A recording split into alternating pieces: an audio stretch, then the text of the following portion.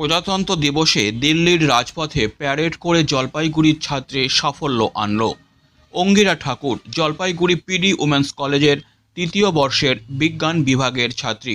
এবছর প্রজাতন্ত্র দিবসে দিল্লির রাজপথে প্যারেডে অংশগ্রহণ করেছিল সে। তার আগে এক মাসের প্রস্তুতি ক্যাম্প ছিল দিল্লির জওহরলাল নেহরু স্টেডিয়ামে।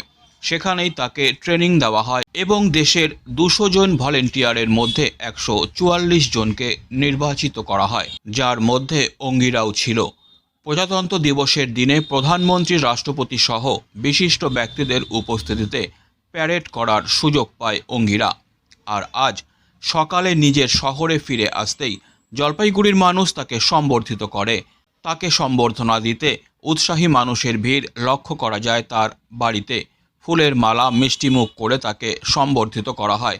পাশে ছিল তার পিডি উমেন্স কলেজের ছাত্রীরাও। মেয়ের এই সাফল্যে খুশি হয়েছে তার পরিবারের সদস্যরাও। যেটা ভেবেছিলাম যে অভিজ্ঞতাটা হবে তার থেকে অনেক বেশি অভিজ্ঞতা হয়েছে। ওখানে প্রতিটা দিন একটা করে আমাদের যুদ্ধ ছিল, প্রতিটা দিন যুদ্ধ করেছি আমরা।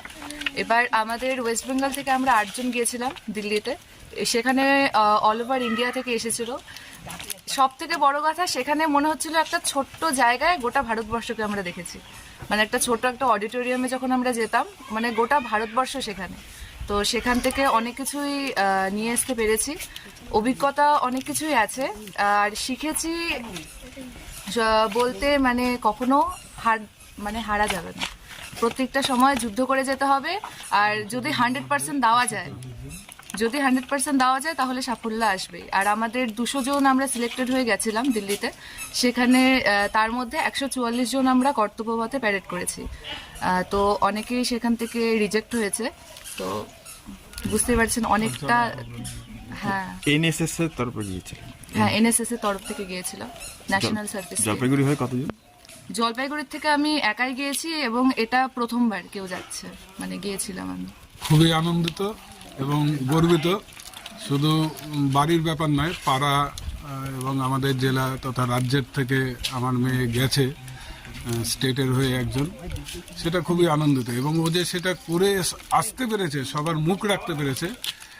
কোনো কি পুরস্কার পেয়েছে বা এই ধরনের কোনো? হ্যাঁ, ও তো 200 জন ছিল, সেখান থেকে 144 জন। এবং কালচারাল প্রোগ্রামগুলো ছিল, এবং কালচারাল প্রোগ্রামে বিশেষভাবে ওদের যে প্রজেক্ট অফিসার ছিলেন আর কি, উনি ওদেরকে একটা করে কলম দিয়েছে। 15টা স্টেটের থেকে 15 জনকে, তার মধ্যেও ছিল।